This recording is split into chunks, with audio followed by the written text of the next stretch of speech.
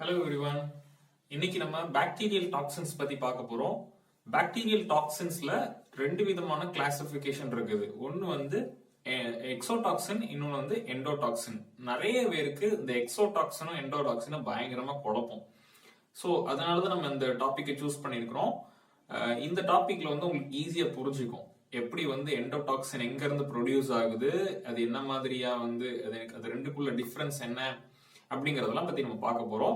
So bacterial toxin நம்ம வந்து பாத்தீங்கன்னா ஃபுட் சேஃப்டி இஷ்யூஸ்ல இந்த டாக்ஸின்ஸ் ரொம்ப முக்கியமான விஷயம். ஏன்னா இந்த மேக்சிமம் வந்துட்டு ஃபுட் சேஃப்டி இஷ்யூஸ் வந்துட்டு எதனால நடக்குதுன்னா, எந்தெந்த ஆர்கானிசம்ஸ் வந்து டாக்ஸின்ஸ் ப்ரொடியூஸ் பண்ணுதோ அதனால வந்து நிறைய அவுட் பிரேக்ஸ் வரும். ஸோ அதனால வந்து இந்த டாக்ஸின்ஸை பத்தி தெரிஞ்சுக்கிறது ரொம்ப முக்கியமான விஷயம். பாத்தீங்க அப்படின்னா கிளாசிபிகேஷன்ல ரெண்டு விதமான கிளாசிபிகேஷன் இருக்குது. ஒன்னு வந்து எண்டோடாக்சின், இன்னொன்னு வந்து எக்ஸோடாக்சின். எண்டோடாக்சின் அப்படின்னா மேக்சிமம் வந்து நமக்கு கிராம் நெகட்டிவ் செல்ஸ்ல தான் ப்ரொடியூஸ் ஆகும். எக்ஸோடாக்சின் அப்படிங்கிறது கிராம் பாசிட்டிவ் செல்ஸ்ல தான் வந்து ப்ரொடியூஸ் ஆகும். சரியா? சோ இந்த எண்டோடாக்சின் இது வந்து ஒரு கிராம் நெகட்டிவ் பாக்டீரியாவுடைய ஒரு மாடல் தான். சரியா? இந்த கிராம் நெகட்டிவ் பாக்டீரியால வந்து பாத்தீங்க அப்படின்னா அவுட் சைட் வால்ல வந்து பாத்தீங்கன்னா லிப்போபாலிசாக்கரைடு இருக்கும். சோ இதுல வந்து பெப்டிடோகிளைகன் லேயர் ரொம்ப தின்னா இருக்கும். அந்த லேயருக்கு அடுத்தாப்புல வந்து பாத்தீங்கன்னா லிப்போபாலிசாக்கரைடு இருக்கும். சரியா? கிளைகோலிபிட் இருக்கும். சரியா?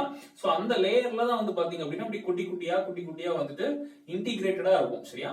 சோ இதுதான் வந்து பாத்தீங்கன்னா இந்த இந்த இந்த இந்த இடையில பால்ஸா போட்டிருக்கு இல்லையா? சோ இந்த செயின்ஸ் தான் வந்து இந்த மாதிரி தான் வந்து எண்டோடாக்சின் வந்து பிரசன்ட் இருக்கும். இது வந்து பாத்தீங்க அப்படின்னா கிராம் பாசிட்டிவ் பாக்டீரியாவுடைய ஸ்ட்ரக்சர். இதுல வந்து பாத்தீங்கன்னா பெப்டிடோகிளைகன் லேயர், இந்த அவுட்டர் செல் வால் இருக்கு இல்லையா, பெப்டிடோகிளைகன் லேயர் நல்லா திக்கா இருக்கும். சோ இந்த டாக்ஸின்ஸ் வந்து எங்க ப்ரொடியூஸ் ஆகும் அப்படின்னா inside the sell wall, inside the செல் வந்து பாத்தீங்க அப்படின்னா இந்த எக்ஸோடாக்சின் ப்ரொடியூஸ் ஆகும். அண்ட் இந்த எக்ஸோடாக்சின் எப்படி ப்ரொடியூஸ் ஆகும், என்ன மெட்டீரியல் இருக்கும் அப்படின்னு பாத்தீங்கன்னா புரோட்டீனா இருக்கும். சரியா? எண்டோடாக்சின் வந்துட்டு பாத்தீங்கன்னா லிப்போபாலிசாக்கரைடா இருக்கும், வேற எக்ஸோடாக்சின் அப்படிங்கிறது புரோட்டீனா இருக்கும். சரியா? சரி, இந்த ரெண்டுக்குள்ள டிஃபரன்ஸ் எப்படி நம்ம வந்து தெரிஞ்சுக்கிறது அப்படின்னு பாத்தீங்க அப்படின்னா, மேக்சிமம் நான் உங்களுக்கு முன்னாடி சொன்ன மாதிரி கிராம் நெகட்டிவ் செல் வால்ல வந்துட்டு இது ப்ரொடியூஸ் ஆகும். சரியா? அண்ட் இது வந்து பாத்தீங்கன்னா secreted by the gram negative or gram positive organism to its surrounding.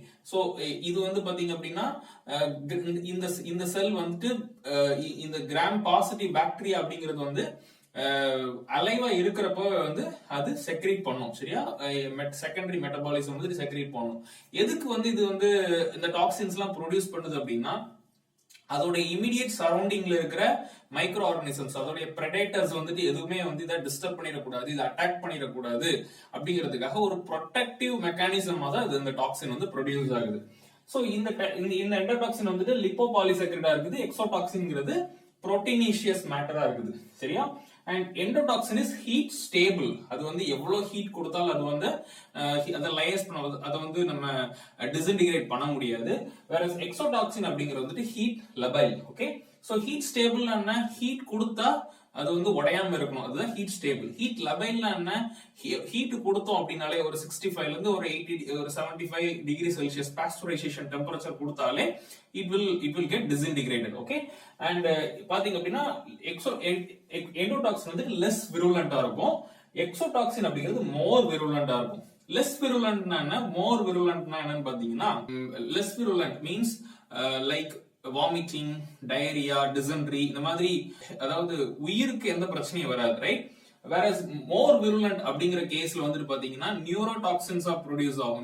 Neural cells போய் அஃபெக்ட் பண்றது, நம்மளுடைய செல்ஸ் போயிட்டு டிஸ்டர்ப் பண்றது, அது வந்து லைஃப் த்ரெட்னிங் வர போறதுக்கு சான்ஸ் இருக்குது. சரி, அதனாலதான் மோர் விருலண்ட், லெஸ் விருலண்ட் அப்படின்னு நம்ம சொல்றோம். இந்த எண்டோடாக்சின் அப்படிங்கிறது வந்துட்டு பாத்தீங்கன்னா எப்போ இந்த மைக்ரோ ஆர்கானிசம்ஸ் ஆகுதோ, லேயர்ஸ் ஆகுதோ, அந்த டைம்ல தான் அதோடைய வால் வந்துட்டு டிஸ்இன்டிகிரேட் ஆகி வெடிச்சு அந்த டாக்ஸின்ஸ் வந்துட்டு நம்ம ஃபுட்டுக்கு வருது.